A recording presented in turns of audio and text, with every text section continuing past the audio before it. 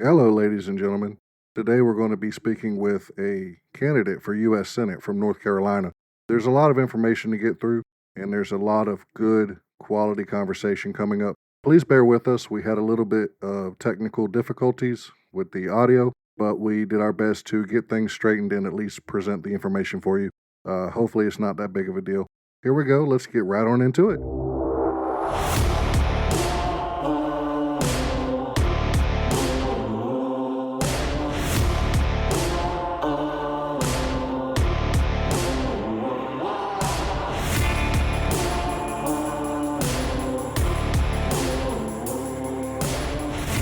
This is The Springer Show, the voice of conservative truth. And now, here is your host, Brian Springer. All right, welcome, ladies and gentlemen. Thank you for joining us today. Before we get started, please take a moment to like, share, follow us on X, Facebook, Instagram, wherever you get your podcast. Now that that's out of the way, we're going to talk today with a man who said he has had enough of the folks in Washington not representing conservative values and principles. Today, we're joined by Andy Nilsson, a Republican candidate for U.S. Senate in North Carolina. He's challenging the incumbent Senator Thom Tillis in the 2026 primary. Andy, appreciate you being here. Brian, thanks for having me. I appreciate it. So let's start with a little bit about your background, Andy. Can you tell our listeners, where you come from and who you are? When I was 12 years old, my family and I moved to North Carolina. I was born in Ohio, but came to North Carolina when I was 12. We moved to Conover, North Carolina, which is in Catawba County, and lived there for a few years until my dad went to work for General's Tobacco Company in Winston-Salem. And so I just tell folks that I grew up in Winston-Salem. I went to junior high here, I went to high school, graduated in 1985. I went on to college at Davidson College near Charlotte, and then graduated in 1989. Got a master's degree at UNC Greensboro. First real job I ever had was as a factory manager for a lampshades company in High Point, North Carolina, and that was the beginning of my manufacturing career, which spanned over about 30 years. And so I'm come to North Carolina when I was 12 and grew up in Winston-Salem and love the state and its people. And I'm hoping to represent it in the Senate. That's awesome. So you've got, a good background in business here. You've been here a long time. This is your home now. It is. I mean, as I said, I came up through school and had my first jobs here. When I was, 30 years old, I took a trip to Australia and on a vacation, and I met my future wife down there. And she and I were married in 2000, and we've been married for almost 26 years. Her name is Susanna, and we have two grown adult sons, David and Joseph. And Joseph, our younger son, is a wide receiver football player at Catawba College in Salisbury, North Carolina. That's very awesome. And congratulations on your marriage and your family. It's not commonplace these days to see long lasting relationships like that. Well, look, people have different things going on in their lives. I was fortunate and blessed to have met the woman that I loved and love and will have and made a family with. And I know that families look kind of different. I mean, when I was 16, my mother died and left my dad, my brother, and me, and it was just the three of us until my grandma moved in with us. But mainly it was just us, and that was a hard life. But people kind of make it through challenges, and I've been fortunate to have my wife and my sons to help me get through some difficult times. That's God's grace and my way of thinking. So just kind of diving right in here. You had political roles in the past. Just to mention a couple, how have your roles in such campaigns like Richard Burr's 1994 run for the U.S. House of Representatives, former Charlotte Mayor Richard Vinroot's 96 gubernatorial campaign, how have these shaped your political views and your decision to run now? That's a really good question. I think that when I got out of college, I've been interested in politics since I was 16, 17 years old. First campaign I ever worked on was Ronald Reagan, 1984.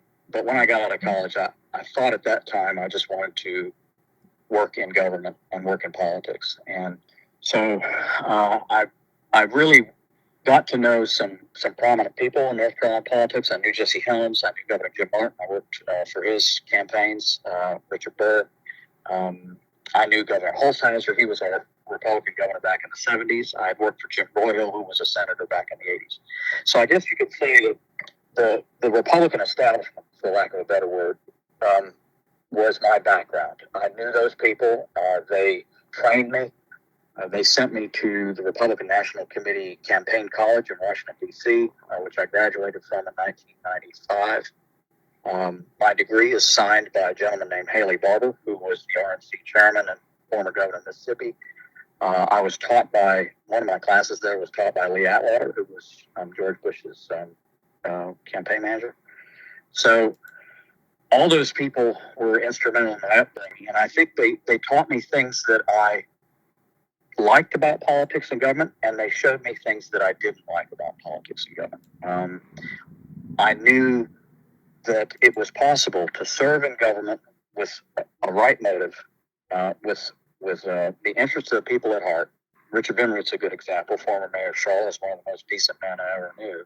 So I knew that you could be that kind of leader, and it was worth following someone like that and working for them. But it also had a kind of a darker side. And the darker side was that there was kind of a class of politicians and elected officials, that's all they ever knew was the game, was the political game, getting into office, holding office at any expense, almost losing their soul to it. And I received several offers to work in Washington, D.C. and to work in Raleigh. And I never did. I never went into government in any of those places because something just didn't sit right with me. I'd always been interested in business. My uncle, who had a furniture business, was my mentor, and I just felt like I wanted to stay in the private sector. And I chose that over working in politics or government. So it got me started, but it didn't take me long to realize that I preferred business instead. And so for 30 years, I ran plants and operations around the world in different manufacturing industries. I had my own business, a furniture business, for 15 years, and that was my background. And I did that until just a couple of years ago I retired from it. I think it's my personal opinion that it's very important to have a business background when dealing with politics, because it just seems these days politicians are just politicians, but knowing business, knowing how things run, being fiscally conservative, these are things that a good conservative politician needs to be aware of and know how to operate and how to work these things into bills. So I think that could, potentially give you a leg up there. I think it's invaluable. I think we're seeing it in President Trump's administration. Look, the first Trump administration was okay. I was generally happy with it. This second one is just awesome. And I said I said on a video I made the other day that my hero up to this point has always been Ronald Reagan, but that I believe that in the 200 plus days that Donald Trump's been president, he's been able to do more than Ronald Reagan did in 8 years. Oh. And I think a big part of that is Trump's business background. And he just doesn't play the game. That's the thing about whether you're stuck in Raleigh or stuck in Washington. There's kind of a language that they talk, and there's kind of a deal-making strategy that they follow, which is always about protect your own self at any cost, and try and get it what you want done. But the main point is just self-preservation. That just seems to be the common denominator. Whereas in business, I found that if you're totally focused on protecting yourself as opposed to growing a company, taking care of your employees, trying to be successful, then you're just not a good businessman. And I knew many. I knew many who was not good, and I knew many who were, and they were my best role models. So, I'm not saying that people in business are perfect. I think there's many who have been in business who are not ethical, for example, but that's true in any industry. But I do think what it does, at the end of the day, I had a teacher tell me that the math doesn't lie. And when you're in business, it's hard to run away from the math. You're either making money or you're not. You're either paying people or you're not. And you're either paying the bank back or you're not. And so you can't really lie with that. And there's a fixed nature in business that I think is absent things like politics. Lawyers is another one. My brother was a lawyer, and I got lawyers in my family. But at the end of the day, quite honestly, I'm not afraid saying this, that I think that there's too many lawyers in government. Because what do lawyers do but make more laws? That's just what they do, because that's how they live. So, no, I'm proud of what I've done. I haven't done everything perfect. I get that. I've made my share of mistakes. But at the end of the day, I feel like I had a successful enough career that allowed us to pay off the house, put the kids through school, not have any debt at all. I don't even have a credit card. I don't want a credit card. And just try and take that philosophy into government. That's something I said during Trump 1.0 is that what we needed was a businessman and not a politician. And it seemed to work out fine for us. I mean, it worked out great. And I'm seeing way better results this time, too. As you go forward with your political campaign, you're going to be challenging Senator Thom Tillis. He's been in office since about 2015. What are some of the main reasons you believe that Senator Tillis needs to be replaced? And can you point to any specific votes or positions that you disagree with? Well, I always begin that answer by citing my role model, someone that I have dedicated my campaign to. And it's the individual who held that exact same seat prior to Senator Tillis holding it. And his name is Jess Helms. And Jesse Helms was North Carolina Senator for 5 terms. And the reason I start my answer with Senator Helms is that there's an old saying about Jesse Helms. I don't know if you're old as I am or not, but you may remember it. If you're not, then I'll tell you that every time Senator Helms ran for re-election, or every campaign he was in, there was always a saying that everybody knew. You may not always agree with him, but you know where you stand. Mm-hmm. And in every election that he ran in, people would just know that. But how do you develop that kind of reputation? You develop that kind of reputation by being absolutely, totally consistent on your views and making them well known in advance. Now, Senator Helms did that every time. He was a rock solid, unmovable, unwavering conservative. His nickname was Mr. Conservative or Senator No. That was his other nickname because he was not afraid to vote no. Mm-hmm. Right. And so, in answer to the question about Tillis, Senator Tillis, I don't know him personally. He may be a nice person. I don't know. I've only met him a couple of times and can't really comment on his character. But this race is not about that. It's about his record. And from my standpoint, the style of Thom Tillis is exactly the opposite of the style of somebody like Senator Helms. Because with Thom Tillis, it's almost like you put your finger in the wind, see which way the wind's blowing. Someone said to me that they got a nickname for him, and I don't like nicknames and stuff like that, but this one's not ugly. I wouldn't use an ugly one. But they said, we call him Senator question mark down here. And I said, what do you mean? They said, because you just don't know where you stand with him. Mm. And I had to agree with that because, let's take some recent examples. Probably the best known recent example is Pete Hegseth, the Department of Defense Secretary. And, you know the story about that, how he ended up voting for him. He didn't really want to, but he ended up voting for him. But here's the backstory of it. In a nutshell, the backstory is that there was 99 other senators up there who knew how they're going to vote on Pete Hegseth. 99. All the Democrats are going to vote against him. Most of the Republicans were going to go vote for him. The liberal Republicans, like Lisa Murkowski, Susan Collins, they were going to vote against him. And Mitch McConnell, who just hates Trump, was going to vote against him. So all that was known. Okay, all of it was clear to the whole world, except for one. One senator out of 100 wouldn't wouldn't say one way or another. And what I can't understand is what kind of information did they all have that he didn't have? Or what did he have that they didn't have? It just doesn't make any sense, except for this. Except if you as that one senator was trying to do your best all the way up to the very end to torpedo Pete Hegseth's nomination. If you were trying to make some arrangement behind the scenes to come up with some information, fabricated or otherwise, in order to derail his nomination. Well, as it turns out, as the Wall Street Journal reported, that's precisely what Senator Tillis was doing.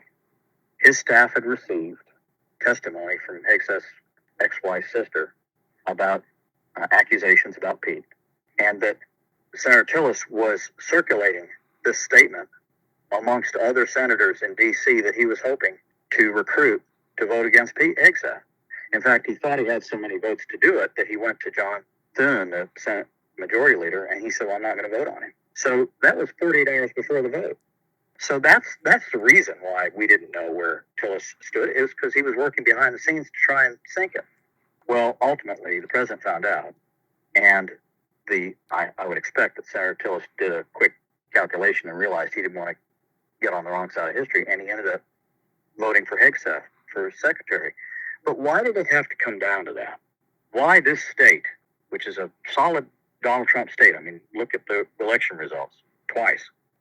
Why is it that we had to have the senator who was playing games?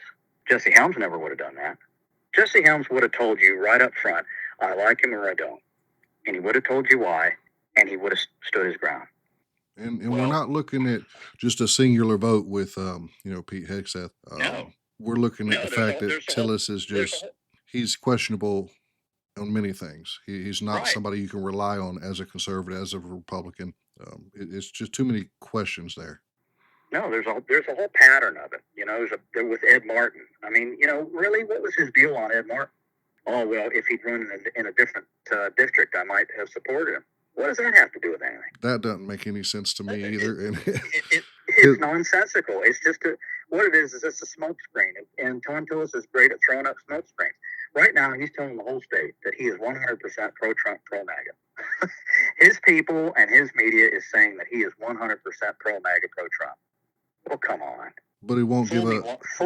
Fool me once, shame on me. But fool me 3 times. That's what he's trying to get North Carolina conservatives to do, is to get fooled 3 times. And they're not going to be. I mean, I don't see how you can be completely pro-Trump and not vote on the guy Trump puts up there for you to vote on. Well, you can't be pro-Trump to do that. You can't be pro-Trump to, on the same day that Trump is chewing out Zelensky in the Oval Office, which he should have, the same day hold a press conference calling for more Ukraine aid, which he did, Tillis did with Gene Shaheen. You can't be pro-Trump if you spent your Biden years voting on Merrick Garland for Attorney General. Right. Pete Buttigieg for Transportation Secretary, voted on him. Mm-hmm. And voting on every one of Biden's judicial nominees, every single one for the federal judiciary, without exception. So that's the whole thing. He's not an unintelligent man. He's a smart guy, and he's just thinking, look, I'm going to keep this up. I'm going to put on this face long enough to get through the primary. When I get through that, I'm going to run towards the middle. So I'm going to beat Roy Cooper, which, incidentally, I don't think he got a chance at beating Roy Cooper. But I'm going to do that, and then I'm going to get back in, and then I get to vote the way I really want to. And the way I really want to is I want to vote with Dick Durbin on amnesty for illegals. He worked on that with Dick Durbin. That was him working with Dick Durbin on that. That's what he wants to do. He wants to go back and be like what he naturally is and what he feels good at. Well, that's fine, but tell people that, Senator. Tell people that. Be honest with them. Senator Helms was. Well, it seems like, Thom was put up there to represent the people, and he's not doing what he was asked to do, what he was hired to do. Would you say that he's kind of strayed from the conservative principles of the people who have put him in that office?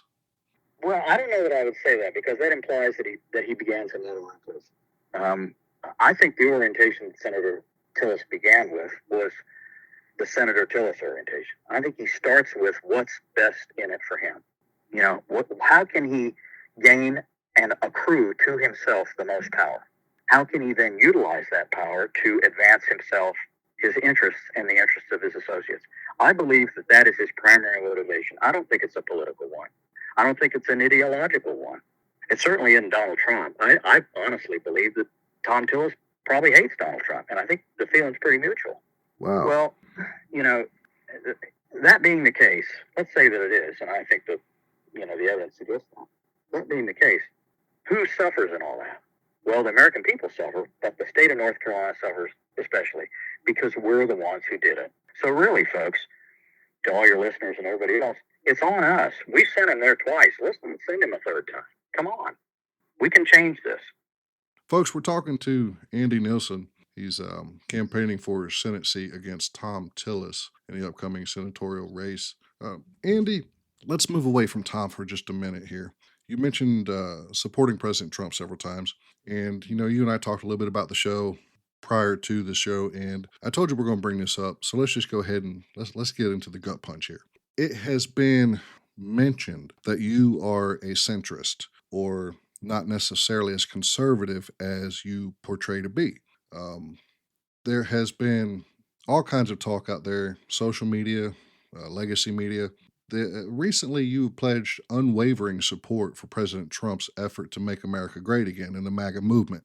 But in 2019, you were among a group of Republicans who held a shadow convention in opposition to President Trump. And in 2000, you attempted to start a centrist political party called the Independence Party, which advocated for toleration and inclusion over religious divisiveness while retaining a fiscally conservative principle. Can you tell us a little bit about that? Yeah. Well, we'll take the 2019 one first. There was never a shadow convention. What there was a proposal to hold a convention or a gathering in Charlotte in addition to the National Republican Convention in 2020, which never happened, by the way, because of COVID. Okay. But to hold another convention or another meeting to allow delegates to vote for candidates other than Donald Trump. Now, keep in mind, this was 6 years ago, and I have been forthright and absolutely explicit with everybody that I didn't support Donald Trump in primaries. I always supported conservative candidates, but I didn't support Donald Trump. Well, why is that? Well, what it comes down to is there's never been a ray of daylight between me and Donald Trump on issues. Not one. No one can point to any. Whether it was immigration, illegals, or America First, or trade policy, or anything. There's never been any difference on issues. The difference was that growing up in North Carolina, growing up in the South, there was a stylistic difference that was hard for me to get over, hard for me to reconcile. And that stylistic difference, I guess what you boil it down to is Queens, New York versus Winston-Salem, North Carolina. Where I grew up in, at a time that I grew up in, whether you had political opponents or political friends or whatever, there was just a certain way that you talk and acted with people. It's the same way that you would act if you were going up and down the street, or you were at church, or you were in business with people. I don't know. It was just a Southern way of doing things. Now, that's not Donald Trump's way. And we all know that, that there, some of the language and some of the other things could be kind of colorful. Well, that didn't impress me. And I felt like it was a problem. And so, consequently, in the primaries, I supported other candidates. I voted for Donald Trump every single time, 3 times, 2016, 20, and 24. But in 2022, something happened, and that was the FBI raid on Mar-a-Lago. And we know what happened there. The FBI showed up, and, under the guise of looking for presidential documents, they were really there to harass Trump. Right. And the reason that was significant for me was that prior to that, I grew up in an era when people who worked in government were called civil servants. You remember that? Civil servants. Oh, yeah. And civil servants were supposed to be above politics or outside of it. They weren't supposed to be political. And naively, perhaps, I thought that, well, most of them were that way. Mar-a-Lago raid happened, and I realized that the FBI, which is an agency my uncle had worked for, and that I had been told my whole life was above reproach, had been weaponized against a political figure. In this case, Donald Trump. That was the opening. That was in 2022. I still was not at a point where I wanted to follow Trump entirely. But that's when I really began to accept his worldview. It took me probably about another year and a half before I realized that you can't have the message without the messenger. That the only way to get the radical reform that America really needs, certainly needed at that time and continues to, is really through one individual, which is Donald Trump. So despite his Queens, New York mannerisms and his, the rest of it, I calculated that it's a small price to pay for the salvation of the country, because I really do believe, sincerely, that the federal government had gotten beyond our control and needed to be reined in using some pretty radical measures. And the only one to do that was Donald Trump. So that's 2019. Now let's go all the way back to 2000 and the Independence Party stuff. That, I don't know where you got that, but what happened then was that in 2000 I ran for lieutenant governor of North Carolina. I was 33 years old, and at a time when very few Republicans would run for office like that. So I ran, and there was no other candidates to run until the last moment, when I was put in a primary with a state senator named Betsy Cochran from Davie County. Had I known she was going to run, I wouldn't have, but anyway, got put in the primary. I ran a good campaign. I got, about around 30% of the vote.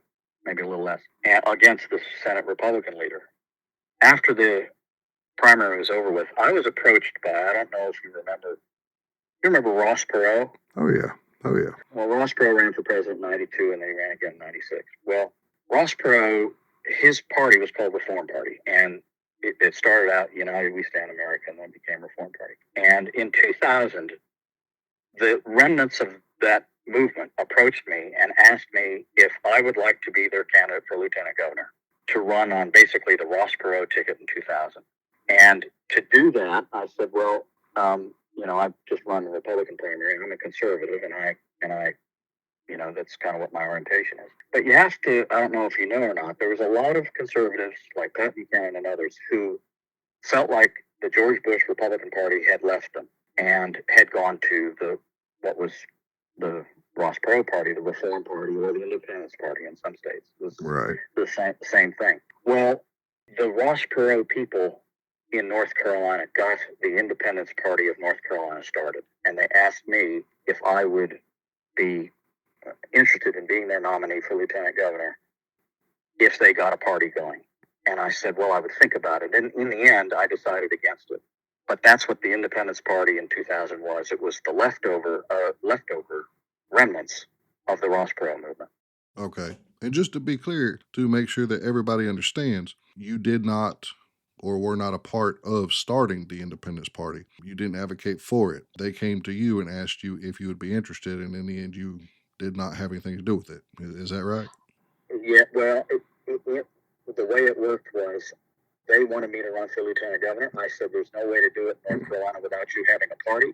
They said, well, we will get a formal party going in North Carolina. We'll call it the Independence Party. I said, well, look, I'll keep talking to you about it. And I think I probably worked with them for a couple of months, probably 2, 3, 4, 5 months. I'll work with them on it because, again, as I said, there were Republicans who were disenchanted with the George Bush Republican Party. Sure.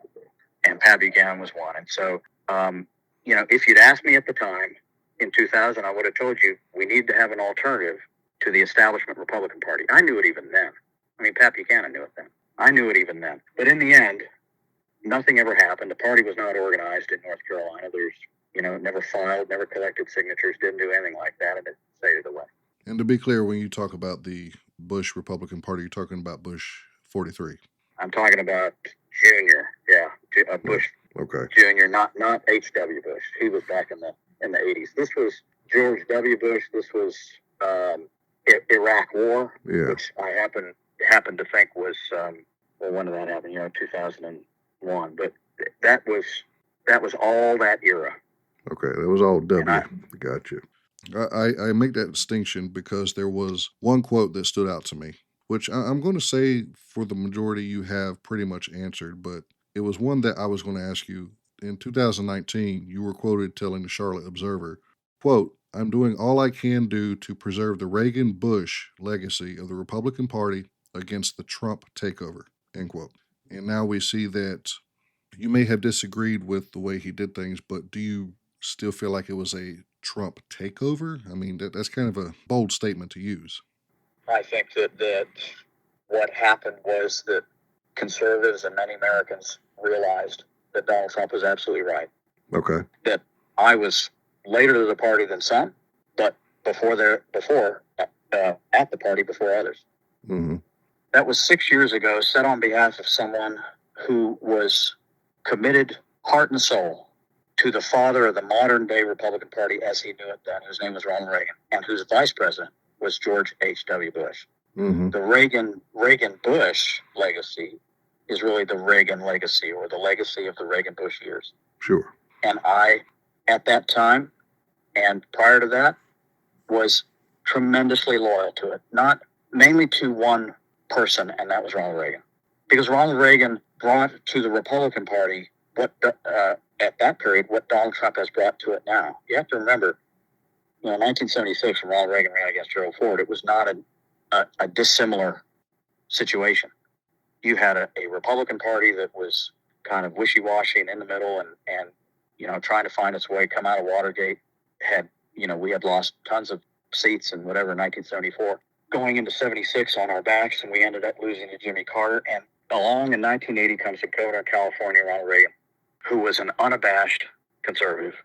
And he said that the future of the Republican Party needed to be a conservative future. Gerald Ford certainly didn't say that. Nixon barely said it. So Ronald Reagan really was the imprint of that. And it did us well for a long time in many ways. But in other ways, it fell short because, as I said, Trump's time in 200 days in office in this term has showed me how much more probably could have been done by Ronald Reagan in the 8 years that he was in that never got done. So looking back at Trump's first appointment as president, I could say that there were a lot of folks on both sides of the aisle who were very skeptical, who didn't actually know what to expect, and were probably surprised by a lot of things that he did. He also, that was his first time really in the spotlight of politics. I don't think that he understood everything he could do. I think, coming into this second term, he has a much clearer vision. He's got a good team surrounding him. So he's doing a lot of good work very fast. And I would put him up there next to Reagan any day of the week. And I love that you have owned everything that you've said about him, good, bad, or indifferent. And I love that you're open enough to say, yes, I was skeptical at first, but he did change my mind. I saw what he's done. And, hey, now I'm on board. There's a lot of people who won't do that. They'll stick to their guns and it's just, well, I hate him no matter what, or I love him no matter what. We need people who are more open-minded like that. Thank you. Somebody said to me the other day, or they wrote to me, they said, Andy, you were never Trumper one time. Well, I wasn't. If I was never Trumper, that meant never Trump, like ever, never, ever Trump. Well, that's clearly not the case. I mean, that's why I'm running right now is for Trump. But did I not like him at one time? That's true. So this guy's like, well, now you're just being for Trump because it's convenient. Now you're seeing Trump's side because it's easy to do. And I wrote back this guy respectfully, and I said, look, sir, if you got any notion that what I'm doing now is easy or convenient, A, it's not easy to run for the United States Senate, and B, it's not easy to be brutally and totally frank and honest to the point of saying I was wrong. I misread Trump. I'll freely admit that. I misread him. Now, does that get me more or fewer votes in this primary? Frankly, I don't care because I got to say the truth. I've always done that. That's. I did it in business. I did it in coaching. I'm a football coach. I've done it in teaching. I worked with special ed kids in high school. I did it in raising my own sons. I told them they had 2 rules in life. I didn't care what else they did in their life. They got 2 rules. 1, don't lie. 2, don't hurt anybody. And they'll tell you that today in their 20s. That's all that Dad ever told us. Well, if that's the principle, the standard that I set for them, I'm going to go to 14.5 million people in North Carolina and say, oh, well, that I follow a different set of rules, which is that, and I don't think that you're smart enough to figure out that I'm just lying my way through this. Right, well, no, absolutely. First of all, they figure it out. And secondly, it's not who I am. I'm 58 years old and 40 years of adulthood since I was 18. I built relationships based on trust in my marriage, in my church, in business, coaching, teaching, in everything.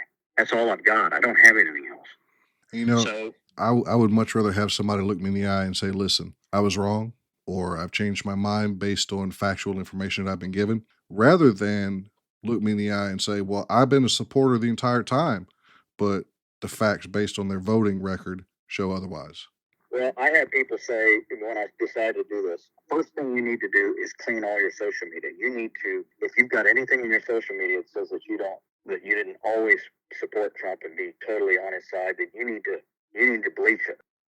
I'm like, there's nothing in there that's going to get me in trouble because, look, I never referred to Trump personally. I never called him a name, and no one can ever find it. I mean, J.D. Vance called him Hitler. Yeah, a modern day Hitler. Elon Musk called him a moron. Marco Rubio said he's mentally disturbed. Now, I never did any of those things. Mm-hmm. Did I express reservations about certain aspects of the way he communicated with people and talked about people? Yeah, I did. But I never called him names. So I said, I'm not going to go bleach anything because there's nothing to bleach. And even if I did, and even if there was, if I did it, I'd be lying to people. Yeah. Jesse Helms, you may not always agree with him, but you'll know where he stands. Well, it's the same way with Andy Nilsson. I'm not going to lie to anybody. I will not lie to you.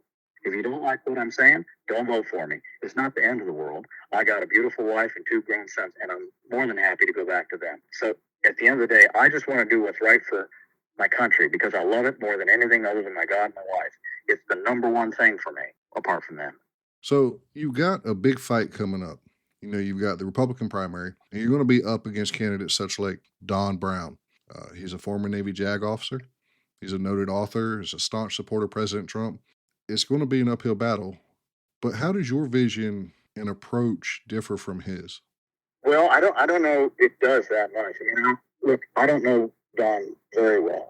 I've come to know him on the campaign trail, and we have a um, perfectly friendly relationship. I think on the issues, there's probably no difference between me and Don at all on anything. He's a right wing conservative, and I'm a right wing conservative, so I don't think there's any difference there. Um, in terms of style and what could make a difference, well, look, at the end of the day, I'm just promoting my background. I was 30 years in business. Okay, I ran plants and operations around the world, manufacturing everything from concrete to plastics to automotive to interior lighting fixtures to hardwood flooring to carpeting to a foundry to aluminum to all that stuff. So I've got a business background. I had my own business for 15 years, which I ended up closing because of Chinese competition because I was trying to sell furniture that at a price point that the Chinese could beat me on by 5,000%. There was no way for me to match their pricing. Right. So I closed the business. And after that, I had done well enough in business that I decided to retire and do what I love, which is to coach high school football, which is what I was doing before I joined your call. So, as for Don, look, I know that I suspect Don's got in this race for the same reason I have, which is that the senator that we got right now does not reflect the values of conservatives in North Carolina. He just does not. But every time he's run, he tries to make us believe that he does. Right. And Don's had enough of it, and I've had enough of it. And how people choose between us, well, hopefully they'll choose me, and I'll ask everybody on your call on this show for their support, and I'm sure Don will do the same. And at the end of the day, whether you vote for me or Don, you're going to get an improvement over the incumbent. It's going to be better than Thom Tillis, that's for sure. Either way, you guys are going to go up against Wiley Nickel, one of you, and whoever else might throw their hat in the ring. I don't think that's going to be hard. I could be wrong in that, but I don't think that's going to be hard. But I want to switch a little bit to North Carolina specific issues. I don't want to take up a whole lot of your time. I know you're a busy man. One thing that is really big in North Carolina right now, especially Western North Carolina, Governor Stein is all over, and that's Governor Josh Stein, for those who don't know, is all over social media, just blasting President Trump, the administration, and FEMA. He's saying that they're withdrawing all their money, they're not paying for anything, they're not helping. When it's not true, he's putting an extension for the 180-day limit on 100% federal funding, which after the 180 days, it drops down to 90%, I believe, and North Carolina has to incur the extra 10%. But he wants to make it sound like nothing's coming from FEMA, they're not helping. So moving forward, especially with hurricane season coming up again, do you have any sort of plans if you get into the Senate to help ensure that North Carolina is able to get federal support as needed for any recovery and infrastructure resilience in the future? Right after President Trump got inaugurated, like in the first 10 days, he appointed a new FEMA director. It was a woman, I can't remember her name, and appointed a new FEMA director. Now, keep in mind, Hurricane Helene was still fresh in everybody's minds, and the ramifications of it was still raw. There were people that, were still going through tremendous hardship. I mean, they are now today, but it was much greater then. Sure. And so the first thing that President Trump asked this new director to do was to come to Western North Carolina, I think also to North Georgia, and to look at the effects of the hurricane and report back. And she did, and she reported back to him. And what I remember from her statement was this. She said, she reported on the damage and whatnot, but she went on to say what I could not believe, what it was almost impossible for me to believe, was that when the storm happened, that Governor Roy Cooper did not have a czar, like a one point of contact, one person to coordinate the recovery efforts, like you would have had it, in New Orleans with the hurricane there, or you would have had other natural disasters that we had. But instead, there was no single one point of contact. Rather, there was a FEMA equivalent in North Carolina, the Office of State Emergency Recovery Planning, or something like that. And it was its own agency without a single go-to person designated to deal with the storm. And that agency was in the middle of trying to account for $300 million that had gone missing that had been appropriated by the General Assembly, which they never found, by the way. Wow. So the agency itself was $300 million in the hole. When the storm hit, they couldn't report what they had done with it. They were still dealing with the effects of Hurricane Matthew and Florence in eastern North Carolina, where there was still, and are today, still people without anywhere to live. And they didn't even get that right. And they were struggling to get through that, and they'd lost all this money. So she comes down here and sees this, and basically reports back to the president that North Carolina recovery efforts are a mess. They're a joke. Josh Stein was practically the very first thing he does. He closes that agency, that state agency that lost all that money, and he appoints a emergency hurricane czar. So basically what Josh Stein was doing, what Governor Stein was doing, was acknowledging that Governor Cooper had got it wrong and messed it up, just like he messed up Matthew and Florence, just like he messed up COVID. Well, I mean, it's a different issue, but he messed that up too. Roy Cooper, and you mentioned Wiley Nickel. Wiley Nickel's not going to be the Democrat nominee. I'll tell you that right now. Roy Cooper will be. Wiley may think he will be, but he won't be. It'll be Roy Cooper. Really? You're calling that right now? Oh, absolutely. Absolutely. Roy Cooper's going to be the Democrat Senate nominee in 2026, and there's no way Thom Tillis can beat him. Okay. Which is another reason I'm running. So, but Roy Cooper, who's won 7 or 8 straight statewide elections, thinks that he's going to skate in over Thom Tillis this time. He is not.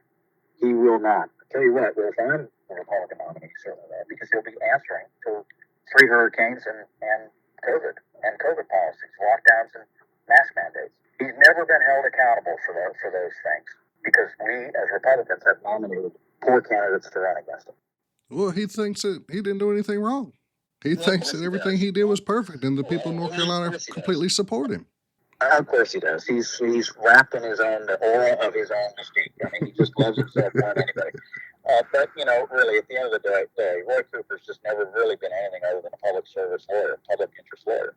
Right. Public interest lawyer and the beneficiary of the old Jim Hunt political machine. That's all Roy Cooper is.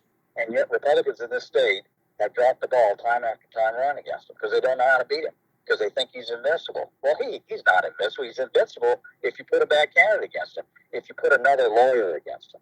Roy Cooper's the lawyer of lawyers. He's like the Wizard of Oz of lawyers. So you don't put another lawyer, no offense to my buddy Don Brown, you don't put another lawyer against a lawyer like that. Right. You put somebody from business. You put somebody in there who knows how to run and operate a business with a bottom line and a timeline.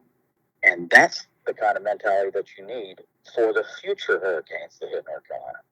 Because they'll come every year. How do we better prepare for it? How do we better get ourselves, ready for it? Well, if you've been in business and you're operating without a business plan, you're not going to have a business very long. Well, what's our business plan for hurricanes? Governor Cooper, Governor Stein. What's your business plan for hurricanes? Or are you just going to react like you did last time without appointing a czar and a single person to go-to person? The National FEMA or the Army or the Army Corps of Engineers could go to just to coordinate things with. I mean, Governor Cooper couldn't even do that. What kind of governor is that? I'll tell you what it is. It's a professional lawyer governor. And now Governor Stein, he's out there using the Western North Carolina every chance he gets as a PR stunt, and taking pictures and look at me, I'm helping. He hasn't done a darn thing. Nope. Lawyer. That's what they do. Love to hear themselves talk. Look, I got to be careful. My brother was a lawyer, and I got lawyers in my family. Everybody needs lawyers different times in their life. But North Carolina doesn't need any more. Not now. Not in the form of a senator, not in the form of a governor. We don't need that. We've got to have someone who's business-oriented, knows how to get stuff done. I agree with you. That's actually what we need. Getting towards the end here, if you can just kind of briefly run through a few of these things that are pretty important to a lot of North Carolinians, especially right now during, election cycles coming through. We're looking at things, the economy is a big thing. Education, healthcare costs, all these things that Democrats are running through and scaring the crap out of people with, putting out misinformation, lies. Are there things that you already have in place or plans, things that you maybe want to work on or somehow improve for the state? Let me just say that as your next United States Senator, I'll be a consistent and reliable and dependable conservative vote each time, every time. I'll be supporting President Trump's America First agenda, all the aspects of it, all his nominees. And there's not going to be any senator question mark out of me. You'll know where I stand. I'll tell you up front, if you don't like it, well, then you got to do what you got to do. But that's the kind of senator that you'll have in Andy Nilsson, and I'll never walk away from that. What particular things are important to me? Well, I think what probably motivates me more than anything is just people getting by, people being okay economically and education wise. I'm a big believer. I lead a pretty boring life. I always have. I don't drink. I don't smoke. I don't gamble. Never gone broke. Never been arrested. Never been charged. Never been in a courtroom. Never been sued. Never been discharged. Nothing. I lead a pretty boring life. And I'm not saying I'm better than anybody. It's just I don't like a lot of drama in my life. And I kind of feel like North Carolinians, by their nature, don't like a lot of drama either. You know that old saying, we're a veil of humility between two mountains of conceit. Absolutely. Amen. Well, the beauty of North Carolina, esse quam videre, to be rather than to seem, is that we are pretty basic, God-fearing, hardworking people. All of us, from one end to the other. We don't tend to put on airs, mostly. We tend to just try and raise our families in our communities, worship our God, and get together on Sundays. That's just what we do in this state. And anything that gets in the way of that, inflation, the cost of living, the cost of gas, is my kid getting a good education? Can I help because who do you love more than anyone but your children? That's really that's what's most important to me. It's not more kind of flowery or grandiose than that. I just love this state and its people. I always have, because I feel like I'm part of it. And I know how these people think, the people of North Carolina think. I know what's important to them. What's important to them is honesty and decency and faith and commitment. I don't want to, I know I've mentioned this before, I don't want to take up a lot of your time. You've been, so generous in coming on and talking with me and to the people here and to the listeners. I really do appreciate your time and taking the time out to talk with us. Is there anything that you want to say before we wrap this up? Any other message other than the wonderful messages you've already put out there to the people? I want to say thank you for the opportunity to be on your show. I want to say thank you to everyone who's stuck with us this long to listen all the way through. Go to andynilsson.com, ANDYNILSSON.com. Send me an email. I'll write you back. I write back everybody who sends one. And if you want to call me, leave me your number. I'll call you. But at the end of the day, look, I'm asking for your vote. I'd love to have your support. I'd love to be your next North Carolina senator from North Carolina to the United States Senate. But I trust you to make the right decision, because I tell you this right now. I love the people of this state. I love the people of this state, like all 14.5 million of them were my big family. And I will always consider them that way in everything that I say and do. Amazing. I appreciate that, Andy. And you guys, he said it's andynilsson.com. Don't make the same mistake I did. It's not two L's, it's two S's. Nilsson. I misspelled that time and time again. I'm sure you get that a lot. All the time, but it's fine. I don't care at the end of the day. Just don't call me stupid. There you go. All right. All right, guys. That's Andy Nilsson. Andy, thank you for joining us today. It was a real pleasure to speak with you. You can come back and talk with us anytime at all. You're always welcome. We will all be keeping an eye out during this election cycle, see how you're doing, how everything's going. Man, good luck with your campaign. Thank you, my friend. You give me a call anytime you want. Absolutely. All right, guys. That's going to do it for us today. I appreciate you riding along with us on this real fun adventure. We're going to try to get another show out here soon for you. I appreciate every one of you guys. You guys are the reason I do this. We want to try to get the conservative truth out to everybody who will hear us. So until next time, this is The Springer Show. You guys make sure you stay safe and be blessed.